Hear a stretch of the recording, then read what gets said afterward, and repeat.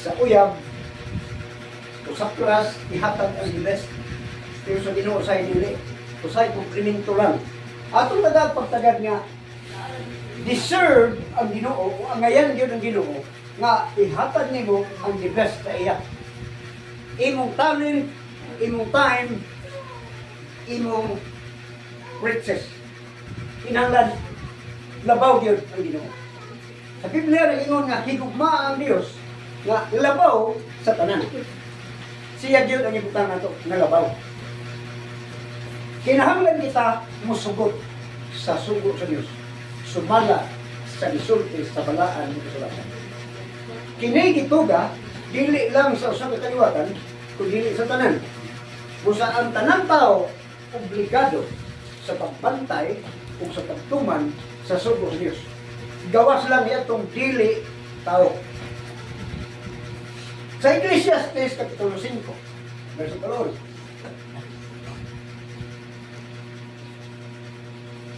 Kung ikaw moadto sa balay sa Dios, bantaye ang imong tiil, kay ang pagduol aron sa pagpamati labi pang maayo kaysa paghatag og halat sa mga buwang-buwang, kay sila wala masayod nga sila nagabuhat og utan. Okay. Kung musulod ka sa balay sa Dios sa unang panahon, sa ila, ang hinganlan nga balay sa Dios kadtong templo parihani. Tabernakulo katong hinimo sa tao nga balay mo ani. Gitawag ni nga balay sa Dios. Kaya ang mga tao din himan magtigom aron pagsimba. Una nga gitawag og balay sa Dios. Ang ingon ang Biblia, sa muadto ko sa balay sa Dios, ato pa sa simbahan, mag-amping ka tungod kay ang pagpamati importante kaysa halad sa mong buwan. Buti masabot, kabisa nun sa kadako ang imong halad. Kung dili ka mamati sa pulong sa Dios o sa kasubuan, giisip ka na buang-buang. Nag-iwan ang Biblia, ang pagpamati labaw pa kaysa halad o ang pag sukot labi pang maayo kaysa halad o ang pagpamati kaysa halad sa mga buang-buang. So kung bisan sa kadako imong halad, dili ka mamati sa sungko sa Dios. Ang imong kaugalingon ra mo imong gintaga at pagtagad ang imong kaugalingon kabuton mo imong sugton. Ang imong halad dili siya kumpleto. Kaya ang gidiman sa Ginoo kinahanglan mo imong sundon. Dili ang imong kaugalingon gusto. Kung mayo ang Ginoo nga ihatag ang tambok na natin kanino mo Ginoo ihatag. Ayaw tong tiwasuno na. Kay dili kay mo awat kay ginahanglan. Kita manggani kung maghatag ta regalo, bilion manggani nato ang bag-o.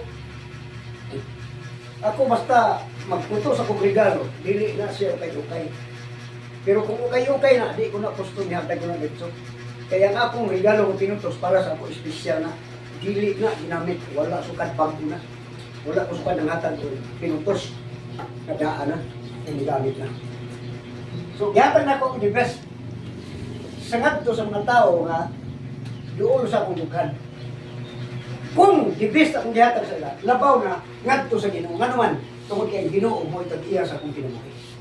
Ang Ginoo naghatag sa akong kusog. Ang Ginoo nagpanalangin sa ako nga makabato na ko niya. Nag-iwan ang Biblia, ayaw kalimot nga ang Dios naghatag kanimo kahum sa pagbato ni ini mga butana. Dili nimo sipon nga imo nang kusog, kung dili ihatag na sa Ginoo sa imo. Itagaan kag kusog aron magamit nimo para dawaton kini ang panalangin. Dili kita magsalig aron nga dili kita maulawan sa katapusan. Pareha sa mga nangating mga panahon kag hari paraon. Kag hari sa Nabucodonosor.